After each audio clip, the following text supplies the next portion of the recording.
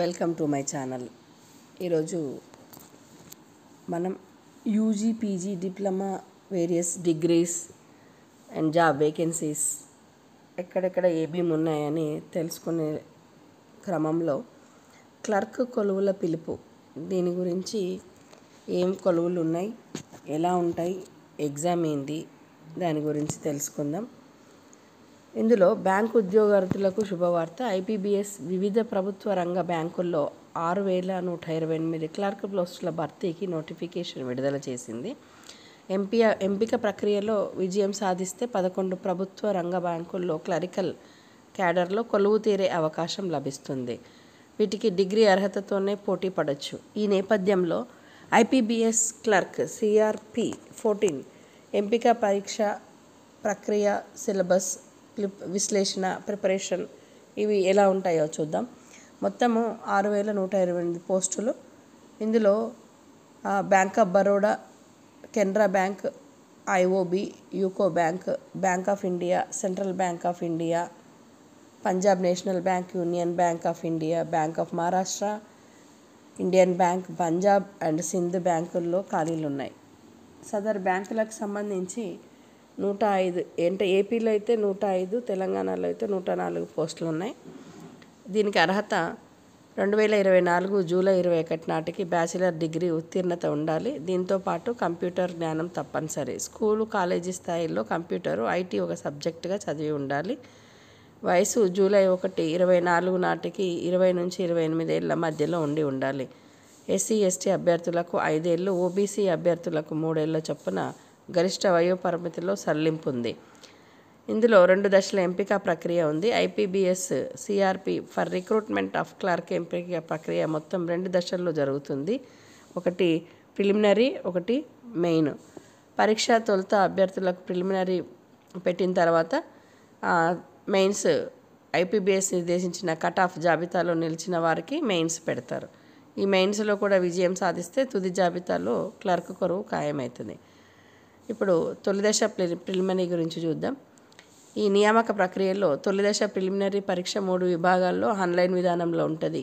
English language 30, అంటే 30 మార్క్స్కి 30 questions. Numerical ability 35 marks. Reasoning ability 35 questions, 35 marks. 100 questions, 100 marks. తర్వాత మొత్తం 60 నిమిషాలు. మెయిన్స్ పరీక్ష విధానం అయితే పై ప్రిలిమ్స్లో ఒకవేళ సెలెక్ట్ అయితే ఆ ప్రతిభ ఆధారంగా పోస్టుల సంఖ్యను అనుసరించి మెరిట్ లిస్టును రూపొందిస్తారు. ఆ మెరిట్ లిస్టులో నిలిచిన వారు మెయిన్స్ ఎగ్జామినేషన్కు అటెండ్ అవ్వాల్సి ఉంటుంది. మెయిన్స్ ఎగ్జామ్ 4 విభాగాల్లో నిర్వహిస్తారు. జనరల్, ఫైనాన్షియల్ అవేర్నెస్ 50 ప్రశ్నలు, 50 మార్కులు. General English 40 questions. Reasoning ability and computer aptitude 50 questions, 60 marks. Quantitative aptitude 60, 50. ఇలా 190 ప్రశ్నలు ఉన్నాయి. 200 మార్కులకు పరీక్ష జరుగుతుంది. పరీక్షా సమయం 2 గంటల 40 నిమిషాలు. దరఖాస్తు చేసుకునే విధానం ఆన్లైనే. చివరి తేదీ జూలై 21. పరీక్ష హాల్ టికెట్లు ఆగస్టులో ఉంటాయి. అండ్ ఎగ్జామ్ ప్రిలిమినరీ ఆగస్టులో ఉంటుంది. మెయిన్ ఎగ్జామ్ అక్టోబర్లో ఉంటుంది. పూర్తి వివరాలకు www.ibbs.in index.php clerical-cadre-xlv ఇది చూడొచ్చు. ఇక్కడ రాత పరీక్షలో రాణించాలంటే ఏం చేయాలి? ఐపీబీఎస్ ఈ క్లర్క్ నియామక పరీక్షకు సంబంధించి ముందుగా అంటే స్వీయ ప్రణాళిక రూపొందించుకోవాలి. తేదీని చూసినప్పుడు ఆ తేదీకి ఎప్పుడు ఉందో అప్పుడు మనము ఒకటి ఆగస్టులో అయితే ప్రిలిమినరీ, అక్టోబర్లో మెయిన్ ఉంటుంది కాబట్టి ఈ 2 నెలలకు టైం ఉంటుంది. సో మొత్తం 3 నెలలు అందుబాటులో ఉంది. టైం ప్లాన్ రూపొందించుకొని ప్రిపరేషన్ చేసుకోవాలి. తర్వాత ఇంగ్లీష్ లాంగ్వేజ్లో idioms, sentence correction, vocabulary, sentence rearrangement, 1 word సబ్స్టిట్యూట్స్పై అవగాహన ఏర్పరచుకోవాలి. గ్రామర్ ఒకటే కాకుండా జనరల్ ఇంగ్లీష్ నైపుణ్యం కూడా పెంచుకోవాలి. ఇంగ్లీష్ దినపత్రికలు చదవడం వల్ల వాటిలో వినియోగిస్తున్న పదజాలం, వాక్య నిర్మాణంపై దృష్టి పెట్టాలి. అట్లనే ప్రిలిమ్స్, మెయిన్స్ 2 ఐపీబీఎస్ దీంట్లో 3 విభాగాలు English language, reasoning, quantitative aptitude, numerical ability ఉంటాయి. కాబట్టి ప్రిలిమ్స్లో అడిగే ప్రశ్నల క్లిష్టత స్థాయి తక్కువగా ఉంటుంది, మెయిన్స్ ఎక్కువగా ఉంటుంది. సో అభ్యర్థులు ఈ 3 విభాగాలకు సంబంధించి మొదటి నుంచే మెయిన్స్ దృక్పథంతో చదవాలి.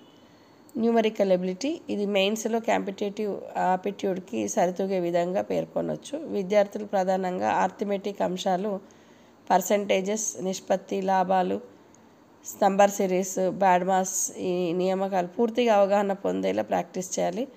ఈ గత పరీక్షలు వెయిటేజ్ కోణంలో డేటా ఇంటర్ప్రిటేషన్, డేటా అనాలిసిస్లపై ప్రత్యేక దృక్పథంతో ప్రిపరేషన్ చేసుకోవాలి. నెక్స్ట్ రీజనింగ్, ఇది కూడా 2 పరీక్షల్లో ఉంటుంది. ఇందులో మంచి మార్కులు సాధన coding, decoding, blood relations, direction, syllogisms, ఈ విభాగాలను ప్రాక్టీస్ చేయాలి. అట్లే ప్రిలిమ్స్తో పాటు మెయిన్స్లో అదనంగా ఉండే general awareness, financial awareness, computer knowledge, ఇవి కూడా ప్రిపేర్ చేసుకోవాలి. ఈ ప్రిలిమ్స్ పూర్తయ్యాక సమయాభావం సమస్య కూడా తలెత్తుతుంది కాబట్టి ప్రిలిమ్స్ ఆఖరి స్లాట్ పరీక్ష ముగిసిన తర్వాత మెయిన్ ఎగ్జామినేషన్కి సమయం తక్కువగా ఉంటుంది. అందువల్ల ఈ 2 కూడా ఒకేసారి పూర్తయ్యేటట్టు చూసుకోవచ్చు. జనరల్ అవేర్నెస్, ఫైనాన్షియల్ అవేర్నెస్ చూస్తే బ్యాంకింగ్ రంగం ఈ ప్రత్యేక దృష్టి పెట్టాల్సి వస్తుంది. నోటిఫికేషన్లో కోర్ బ్యాంకింగ్ సంబంధించిన చట్టాలు, విధానాలు, రిజర్వ్ బ్యాంకు విధులు, వాటి అవగాహనపై పెంచుకోవాలి. General awareness, current affairs, stock, general knowledge, ఆర్థిక సంబంధ వ్యవహారాలు, ఇవన్నీ కూడా ఉంటాయి. కంప్యూటర్ ఆప్టిట్యూడ్ చూస్తే ఈ మెయిన్ ఎగ్జామ్లో 3వ విభాగంలో ఒక సబ్జెక్టుగా ఉంటుంది కాబట్టి కంప్యూటర్ ఆప్టిట్యూడ్కి సంబంధించి కంప్యూటర్ ఆపరేటర్, సిస్టమ్, స్ట్రక్చర్ సంబంధిత అంశాలు చూసుకోవాలి. పదజాలంపై దృష్టి పెట్టాలి. కీబోర్డ్ షార్ట్కట్స్, కంప్యూటర్ హార్డ్వేర్ సంబంధిత అంశాలను చూసుకోవాలి.